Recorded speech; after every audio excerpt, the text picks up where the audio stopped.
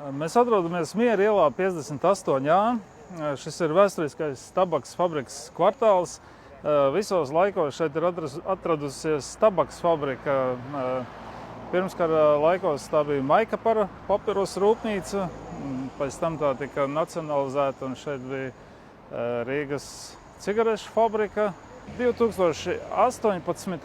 gadā notika startautisks arhitektūras metu konkurss par šīs bijušās rūpniecības teritorijas pārplānošanu par tādu atraktīvu kultūru vietu pilsētā, par Latvijas Kultūras akadēmijas vajadzībām domātu ēku tādu kompleksu, Latvijas Kultūras akadēmijas kvartālu. Šajā 2018. gadā arhitektu birojas NRA konkursu uzvarēja, un kopš tā laika mēs esam strādājuši pie šī projekta. Sakarā ar to, ka jaunais Rīgas teātris vēl labu laiku atradās lielajā mājā, ko mēs redzam tur tālumā uz priekšu, viss būvprojekts tika sadalīts divās daļās, un šobrīd ir pabeigta pirmā daļa, kurā ietilpst Latvijas Kultūras akadēmijas Nacionālā filmu skola un gara māja, kurā atradīsies Latvijas Kultūras akadēmijas doktorantūra, maģistratūra un Zinātņu mākslas institūts. Īsumā par kopējo konceptu. Tā iemesla pēc, kad daļa no šī kvartāla mājām bija jau siltinātas, un viņas bija respektīvi, tā siltināšana no ārpuses bija pabeigta un tā rūpnieciskā vēsturiskā faktūra tika zaudēta. Mēs konkursa laikā izlēmām šīs atsevišķās funkcijas nodalīt vai akcentēt ar konkrētu pietiekoši košu un monokronu toni. Respektīvi, filmu skola, ko mēs apstīsim vēlāk, ir melni spīdīga ar cinkotām detaļām un stiklotām plaknēm. Kultūras akadēmija ir korāļu tonis, kas simbolizē prieku un optimismu, tajā pašā laikā kaut kādu zināmu tādu siltumu arī izstarojot. Tālāk rezidences bija paredzētas vēl citā tonī. Tāpēc mums šīs krāsas ir tādas, kuras no sienām turpinās arī uz brauktuvi un otrādāk. Gan šī rozā, gan tā melnā, kā mēs varam uz to pusi redzēt. Ja mēs tagad esam pie šīs garās mājas, viņi saucās gara māja, vai tas ir gars kā spirits, vai tas ir garš kā ļoti gara māja, to katrs izvēlās pēc savas interpretācijas. Vēsture šai mājai arī ļoti interesanta. Šī māja ir uzbūvēta tajās dimensijās, kur atradās vēsturiskās garāžiņas, noliktavas dažādos padomju laika posmos būvētas tādas tehniskas būves. Sākotnējā iecerē bija apdarē izmantot atgūtos ķieģeļus no šīm ēkām, bet veicot sākotnējo demontāžu bija skaidrs, ka tie ķieģeļi ir tik sliktā tehniskā stāvoklī, ka viņus izmantot nevar.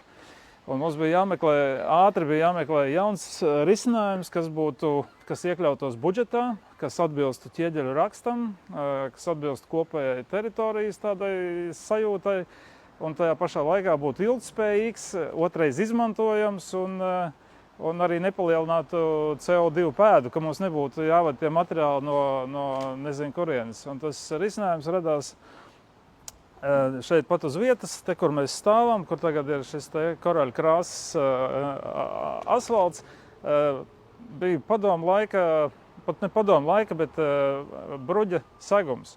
Mēs šo bruģīti uzmanīgi nolasījām, tīrījām, un šeit viņš tagad ir fasādē. Viņš fasādē ir likts ar plakano aizmuguras pusi uz fasādes pusi, lai viņš nekādā veidā neizskatītos pēc ķieģeļa. Ir speciāli atstātas šīs šuvītes, tādas reljefas, lai iegūtu gaismēnes un to īpašo struktūru. Un interesanti, ka būvvalde neuzreiz piekrita šim risinājumam. Mēs pietiekoši daudz diskutējam arī Nacionālā kultūras mantojuma pārvaldes ekspertiem, stāstot un pierādot, ka arī vēsturiskā centrā var būt betona bruģakmens fasāde, ja viņi izskatās tieši šādi. Un šī fasāde ir unikāla tieši ar to, ka viņi ir varbūt pat pasaulē vienīgā betona bruģakmens fasāde, jo tas materiāls nekad visdrīzāk nav viņš nekad nav bijis tam domāts un nekad visdrīzāk nav bijis arī tam izmantots. Tā kā šī ēka ir unikāla. Konstruktīvi tā ir koka karkasa būve. Tad mēs redzam šos līmētos koka konstrukcijas, kas iznāk ārā arī, kas uz sāniem notur tas terases balkons. Visās šajās ēkās ir caurējoša tā ideja, ka mēs izmantotos materiālus neslēpjam. Visi materiāli, kas tiek izmantot, viņi tiek eksponēti. Ja tas ir koks, tad tas ir koks. Virs viņam mēs redzam šo konstruktīvo metālu loksni. Viņi arī parādās interjerā. Mēs redzam alumīnija vitrīnas, kuras nav ne krāsotas, ne anodētas. Viņš ir alumīnijs, ir kā alumīnijs, tīri materiāli, betons kā betons.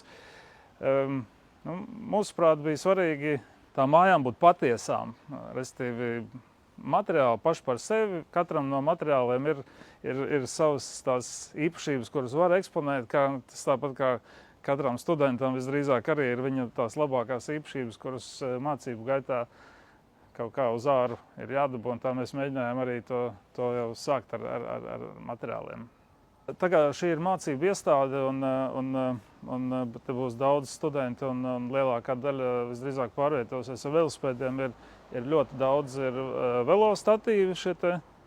Gara māja, viņai ir arī gara vēsture šajā nelielajā posmā, kopš viņa tiek būvēta. Sākotnēji konkursa variantā šī tā ēka bija Latvijas Kultūras akadēmijas biblioteka. Bija paredzēts, ka apakšējā stāvā tajās vairāk vai mazāk slēgtajā daļā būs arhīva zona, kur būs tas krājums, kas netiek izlikts brīvai pieejai, un augšā tajā ļoti stiklotajā, lielajā, garajā telpā tur būtu superīga lasītava. Bet projektēšanas gaitā izrādījās, ka nauda ir pieejama radošo industriju biznesa inkubatoram, un tad viņš vienu brīdi mums pārtapa par radošo industriju biznesa inkubatoru. Tad šis radošo industriju inkubators pārtapa jau par to, kas tas ir tagad. Tā būs ēka priekš doktorantūras, maģistratūras, priekš studentu kopstrādes, un arī atsevišķa zona tiks atvēlēta Mākslas un zinātņu institūtam. Te jau sākās Latvijas Kultūras akadēmijas Nacionālās filmu skolas teritorija, un to mēs redzam jau pēc toņa. Krāsa ir speciāli piemeklēta koši melna ar spīdumiņu. Bija svarīgi, lai šis te speciāli veidotais raupjais apmetums būtu ar tādu krāsu, kura to raupjumu vēl atspīdinātu un kaut kādā veidā izceltu.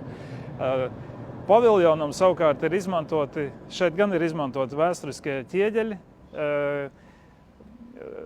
Paviljona vietā iepriekš atradās divas darbnīcas, un viena no tām bija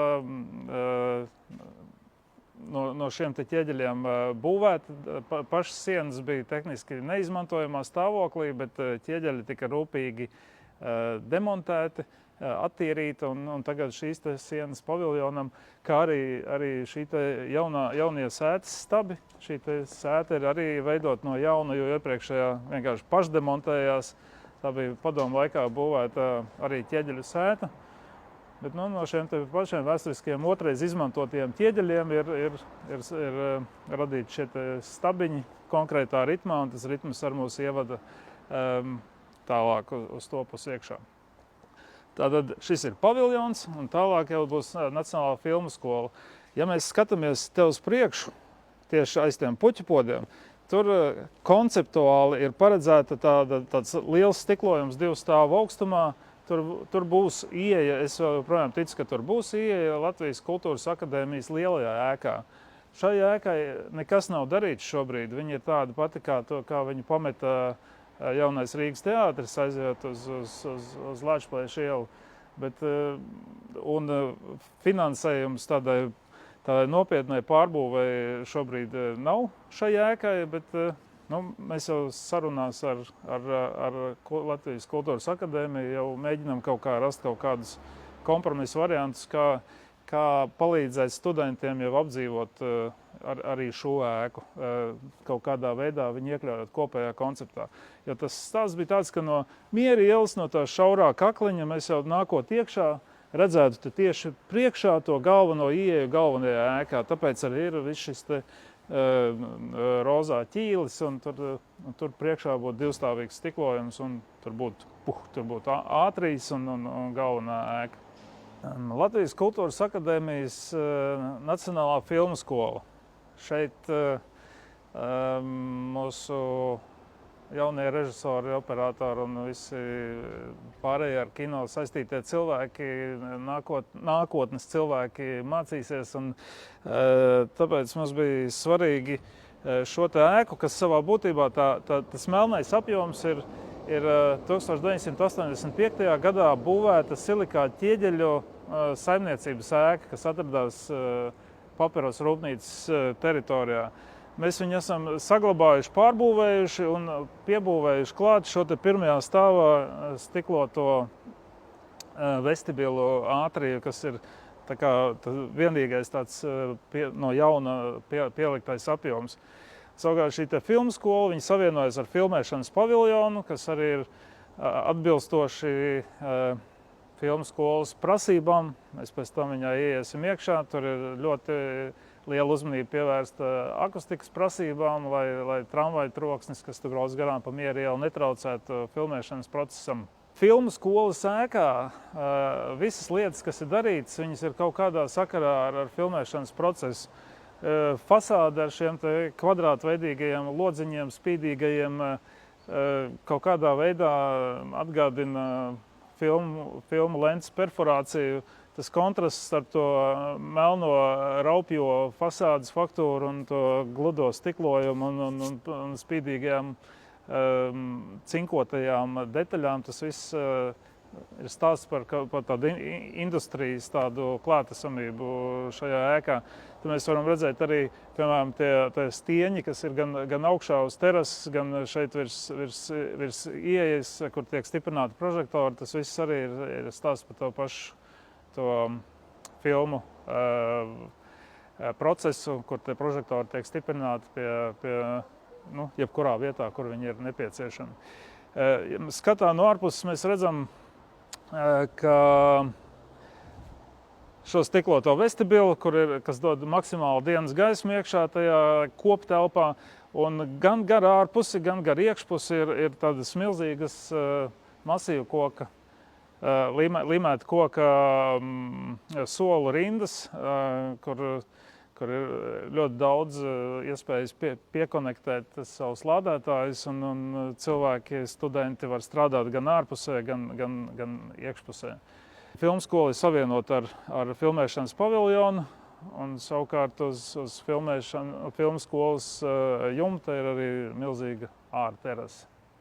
Sākotnējais labiekārtojuma koncepts paredzēja vairākas atsevišķas dažādu koku birzes izveidot un arī izveidot ugunskura vietu, kas būtu tā feature, kas nāktu Kultūras akadēmijai līdz no Ludzas ielas, bet tās vairākās birzes bija jāatstāj tai nākamajai kārtai, kurai šajā brīdī mums nepietiek līdzekļu. Bet te mēs redzam, te jau mums ir bērzu birzes ar tām metāla palisādēm, kur tie slīpumi atkārto to velostatīvu turētājus. Līdzīgi kā mēs izmantojām bruģi fasādē, tā mēs arī labiekārtojam elementam esam izmantojuši betona grodus, kas ir pietiekoši skarbi, lai viņi forši iekļautos uz šī te rozā paklāja. Jāpiebilst, ka uz garas mājas jumta ir sukulents stadija, un mums ir zaļais jumts, kas nodrošina gan skābekļa pieplūdi šai teritorijai, gan labāku ūdens noticēšanu, gan arī labāku skatu no Kultūras akadēmijas augstāko māju jumtiem. Arī zaļā jumta josla ir uz šī jaunā ātrija jumta, un Tāpat arī ir tādas pārbīdāmas augu mutes augšā uz terases, un arī uz šīs terases ir jau tāda iebūvēta augu konstrukcija. Garās mājas otrais stāvs šobrīd pilnīgi tukša, liekas izcili dažādām darbībām telpa ar milzīga lielām stiklotām plaknēm, ar daudz dienas gaismu, perfekta telpa tādai koptelpai strādāšanai. Pēc kaut kāda brīža šī garā telpa ar aizkariem tiks radīta iespēja galus viņai nodalīt, lai tur varētu vairāk vai mazāk netraucēti notikt kaut kādas atsevišķas sapulces, sanāksmes. Vidū šeit būs tāda sanāksmes zona, arī tādu apaļu aizkaru. Te būs tāda kopstrādes telpa, kur studenti varēs sēdēt pie galdiem un kaut ko darīt savam mācību procesam. Te mēs varam redzēt, ka šī visa koka konstrukcija, līmētā koka konstrukcija ir atklāta, viņa nav slēpta, visas skrūves ir redzamas, arī nerūsējušā tērauda profili virs šīm te koka konstrukcijām ir redzami, visi vadi mums ir atklāti redzami. Maksimāli patiesi, neko neslēpjam. Gar sienām zem tā palodža augstuma tie perforētie paneļi, tas ir skaidru plates paneļi, kas skaidru plati mums ir izmantot arī filmu skolā. Viņi ir perforēti, tas ir akustikas nodrošināšanai, lai mēs neiegūtu lieku atbalsi un varētu labi strādāt. Mums šajā divstāvīgā mājā ir arī lifts, kas nodrošina vidas pieejamību ar cilvēkiem cilvēkiem ratiņkrēslos. Lifts var izmantot varēs arī jebkurš. Un šī zona ar skatu uz Kultūras akadēmijas lielo ēku būs Kultūras un mākslas institūta zona. Te būs arī tāds speciāls aizkars, un tā būs institūta zona. Uz abām pusēm mums ir izejas uz tādu terasi, pa kuru mēs varam nokļūt jau uz ārtelpu. Tad mēs varam garām ejot pieskarties tai taktīli sajust šo te raupjo fasādi ar izteikto rastru. Visi metāli, kas ir lietoti, izņemot alumīnija vitrīnas, ir cinkots tērauds, kas to industriālo skatu paspilgtina. Tāds pats ir arī apšūms filmēšanas paviljonam. Un šī terase viņa ir domāta tādā sēžama augstumā, kad studenti var sēdēt ar savu laptopu vai dzert kafiju, skatīties piemēram, uz filmu skolu vai izgulties uz šīs pašas terases. Un terasa noslēdzās ar zaļumiem, ar slavenajiem grimoņiem, kas nometot lapas paliks sarkani un iekļausies visā šajā kopējā stāstā par kopējo krāsu. Ja mēs pakāptos augšā virs tā jumta, tad mēs redzētu, ka tur ir zaļais jumts. No šejienes mēs to zaļā jumta strīpu varam redzēt uz filmu skolas kantītes. Tāds pats tikai pa visu plakni ir arī uz šīs te garās mājas. Šobrīd mēs esam garās mājas sapulču telpā. Sapulču telpā ar lielu stiklojumu. Stiklojumiem priekšā būs aizkari. Mums jāiedomājas, ka te būs pilns ar maziem galdiņiem un krēsliņiem. Rīgas krēslu fabrika jau darbojās pie šī te visa radīšanas. Kā mēs redzam, visas šīs te jaunās mājas vienojušies faktors, viņiem ir tas sienu apšūms, visur ir akustiskie paneļi. Filmēšanas paviljonā viņi ir ar citādāku caurumu diametru, jo ir citādākas prasības. Šeit viņi ir tādi, kā viņi ir, un tas ir tāds caurējošs īpašība visām šīm mājām, kas nodrošina to, ka mums nav liekas atbalsts un mācību process var notikt tā, kā tam jānotiek. Šī te ir bīdāmā siena. Mēs viņu atbīdot vaļā, mēs varam iegūt vēl lielāku telpu, mēs varam praktiski 2 reizes palielināt studentu skaitu, kas varētu skatīties uz priekšu, un studenti varētu pat līdz šejienei izvietoties. Kāpnes uz 2. stāvu, kāpņu margas ir no MDF, arī MDF materiāla, arī nekas nav slēpts, krāsots MDF materiāls. Varbūt tas, ko mēs vēl nepieminējām iepriekš, visas šīs te rozetes, mēs varam redzēt, ka viņas ir krāsotas šajā specifiskajā korāļu tonī, visi vāciņi. Tas ir filmu skolā, mēs redzēsim, ka tie vāciņi ir citā tonī. Tie vadi, kas vertikāli nāk lejā sasniedzama augstumā, ir ievietoti cinkotās caurulēs. Tas arī ir tāda vienojoša feature visam cauri.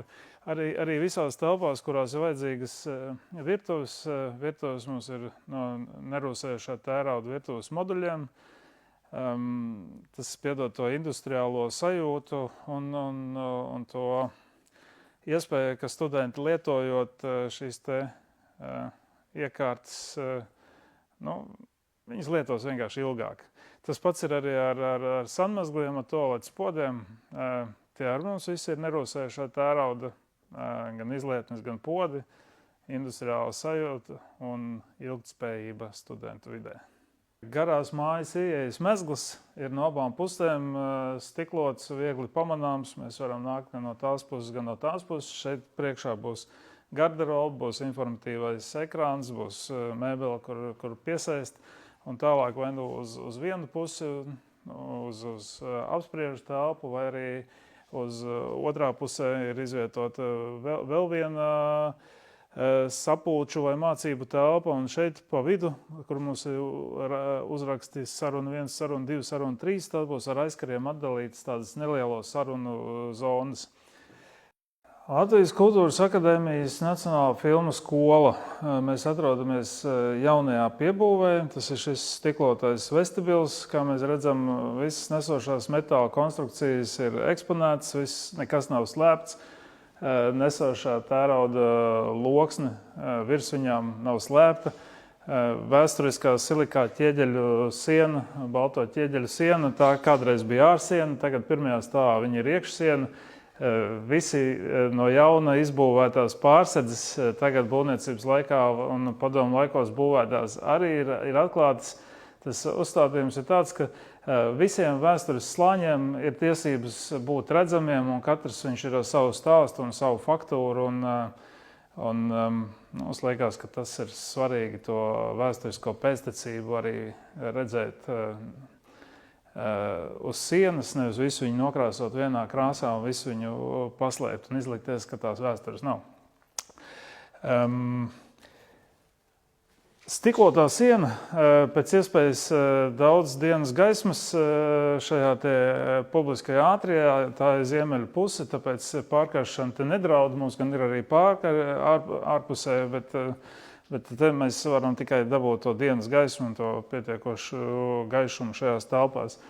Gar abām pusēm, gar ārpusi un iekšpusi ir šie līmētā koka soli, kas nodrošina iespēju milzīgi daudz cilvēkiem būt šeit uz vietu šajā gaišajā telpā, pieslēgt savus datorus pie rozetēm, šeit pat zem soliem un gaidīt uz auditoriju.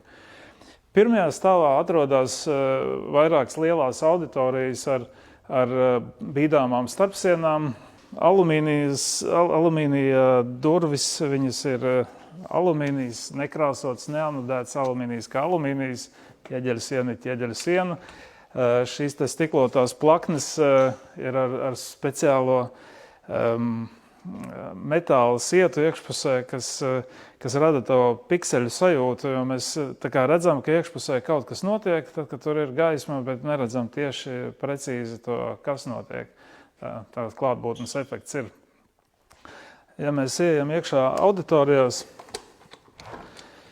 tad mēs varam redzēt, ka patiesie materiāli. Mums visas starpsienas starp auditorijām ir būvētas no šiem keratermu blokiem. Tie ir lielie ķieģeļi, tie ir māla bloki, kuri ir apstrādāti tikai ar pretputekļu apstrādi, bet ir atstāti tādi, kā viņi ir, lai mēs varētu sajust gan to materialitāti, gan krāsu, gan arī viņu to raupjo faktūru, kas strādā, piemēram, kopā ar šo gludo epoksīda grīdu, kas ir perfekti gluda pret to raupjo fasādi. Te rodās tas kontrasts, kas arī ir svarīgs, svarīga interjera sastāvdaļa. Te mēs redzam tos vāciņus, kas jau šajā mājā jau pieskaņojās tai publisko zonu Tirkijas zilajai grīdai. Tāpat kā garajā mājā, arī šeit ir akustiskie paneļi, skaidru plate ar caurumotu skaidru plate. Un visās telpās ir atstāti šie padomu laika betona paneļa griezti. Viņi tika speciāli slogoti, lai noteiktu viņu nespēju, un tā nespēja tika atzīta par labu esam. Un šeit viņi visi ir atstāti, šie betona paneļi grieztos, ir tikai krāsoti, un virs viņiem ir instalācija. Arī šeit mēs redzam vizuālo gaismekļus. Visā objektā ir izmantoti Latvijas ražotāju vizuālo gaismekļi gan ārtelpā, gan iekštelpā. Epoksīda grīda, šī Tirkijas zilā epoksīda grīda ir izmantota filmu skolas publiskajās zonās. Viņa ir zināma tāda atsauce uz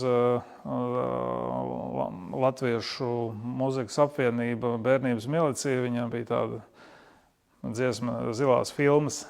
To es pieminu tāpēc, ka mums visas lietas, kas tiek izmantotas šeit, viņas ir ar kaut kādu atsauci uz to filmu industriju. Pagrabā mums ir izvietots arī tāds neliels arheoloģijas muzejs. Siltummezgla telpās pagrabā mēs varam redzēt šo brīnišķīgo izstrādājumu, ko mēs nolēmām atstāt eksponētu. Tas ir būvniecības procesa sastāvdaļa, vienkārši, lai zem šīs esošās silikāta ķieģeļu mājas iebūvētu nepieciešamo siltummezglu, jo pievienojums bija tieši mājas otrā pusē, un mums viņi te vajadzēja. Un tie ir pāļi, kas parasti atrodas zem zemes, un neviens viņus neredz, bet mēs viņus šeit esam atstājuši eksponētus, un šis tāds mazais arheoloģijas muzejs pagrabstāvā. Kāpņu telpa mums ir izvietota bijušās kāpņu telpas apjomā, ir iebūvēti jauni betona laidi, ir jaunas cinkota plākšņstieņa režģa margas, bet arī tas koncepts par to, ka sienu faktūras ir saglabātas, ir redzams arī kāpņu telpās. Mums ir viena tā akcenta melnā siena, bet pārējās sienas ir ar visām iespējamām faktūrām no būvniecības laika, no dažādiem periodiem. Un tas sienas stāsta savu stāstu. Otrā stāvā atkal ir šīs keratermu sienas. Ir šie esošā izmēra lodziņi, kuros ir iebūvēti jauni alumīnija logi un ir epoksīda pārklājuma palodzīta, bet arī šī logu apdara ir speciāli taisīta tāda, lai būtu tas kontrasts pret to perfekto alumīniju, pret to raupjo sienas faktūru, kas atkal kontrastēja tam perfektajam gludajam epoksīdu pārklājumam. Šajā stāvā ir izvietota lielākā telpa šajā ēkā. Tā ir tā kino skatīšanās telpa. Te mēs redzam, sienā redzam šos lodziņus, aiz viņiem ir izvietota projektora telpa. Tur tālāk uz otru pusi tur karāsies ekrāns, un šī būs telpa, kur rādīs kino un runās par kino un būs lekcijas par kino. Šis pelēkais pārklājums ir tas neitrāli greji saucamais tonis, kas ir tas pats vidējais tonis starp balto un melno, kur arī izmanto filmu industrijā. Tagad mēs esam atnākuši līdz studentu virtuves zonai. Te arī paredzēts priekšā daļai nosedzošs aizkars. Atkal ir nerūsējušā tērauda virtuve un būs galdiņi un vieta, kur apēst līdzpaņemtās pusdienas vai kaut ko sagatavot pat tās uz vietas. Šīs, piemēram, būs montāžas telpas, kurās jau ir uzstādītas mēbeles, restīvi katram studentam, šis priekš 3 studentiem domāts, katram ir savs, ir kā tāda sava valstība, savs tāds norobežota tāda vieta, kur ir dators un kur ir montāžas iespējas. Un ir šis te stiklojums ar to vistu drātu iekšā, ar to sietu, kas rada to jocīgo pikselējumu. Ja mēs ejam, šeit mēs varam, piemēram, redzēt šo te daļiņu. Tā ir speciāla stiklota daļiņa pretīm starpsienai, kur jebkurš var redzēt, no kā tā siena sastāv. Nu, ka tas nav vienkārši blociņš, bet ka tās 2 blociņu rindas, tur ir biezais apmetums, lai viņš nodrošinātu to, ka tā skaņa neiet cauri no vienas puses uz otru pusi, un vēl akustiskā vate, un to mēs esam speciāli atstājuši. Tā kā redzam, lai būtu skaidrs, kas tam lācītim vēderā. Tad ja mēs ejam šajā stāvā līdz galam, mēs nonākam skaņu ierakstu studijā. Šī ir tā lielā telpa, akustiskie paneļi un speciālie poroloni, un viņa darbojās kopā ar šo te mazo pilnībā akustiski noslēgto telpiņu, kas ir paredzēta teksta ierunāšanai, kur cilvēks pie mikrofona sēž tajā telpiņā. Viņš caur logu var sazināties ar skaņu inženieri, bet tā telpiņa. Un šo telpiņu no ārpuses var atpazīt, ka tas ir tas 3-stūrīts, kurš izlien ārā no kopējās fasādes. Šī ir tā skaņu ieraksta telpa. Fotolaboratorija arī ar speciālu izmēra lielo izlietni, lai būtu iespējams pietiekoši lielus analogā fotodarbus attīstīt un ar viņiem strādāt. Te mēs esam nonākuši jau 5. stāvā. Šī ir telpa pirms izejas uz jumta terases. Te arī būs iespēja kaut ko nelielu, glāzes nomazgāt, kaut ko nelielu uzgatavot. Ir neliela virtuvīte, ir sanmazgas. Un tālāk mēs nokļūstam uz, manuprāt, episkas terases. Viņa ir milzīga terase, tas ir lapegles dēļu iesagums. Tā lapegle apstrādāta ar speciālu materiālu, ka viņš jau dabīgi iegūst to pelēcīgu sudraboto toni. Arī tās solu rindas gar abām pusēm nodrošina to, ka mēs vēl bez papildus jau kaut kādām āra mēbelēm jau varam apsēsties jebkurā vietā no visā šajā garumā. Te klāt vēl nāks tādi speciāli galdiņi, plus vēl otrā pusē mēs redzam pārbīdāmos grimoņu ratus, varētu teikt. Tas ir šie te krūmi, aug iekšā tajās mucās, viņām apkārt ir speciāli uzbūvēts šis te stāvgaldiņš, kas ir izmantojams, lai noliktu gan savu laptopu, gan pudeli un justos ērti. Sākotnējā konceptā bija paredzēts, ka šajā lielās mājas aklajā sienā būs liela vitrīna uz Nacionālās kultūras akadēmijas bibliotekas lasītavu. Bet tā kā šis te finansējums ir nobrucis, tad pagaidām mums ir jāiztiek ar aklu sienu, bet terase ir priekš filmu skolas vajadzībām.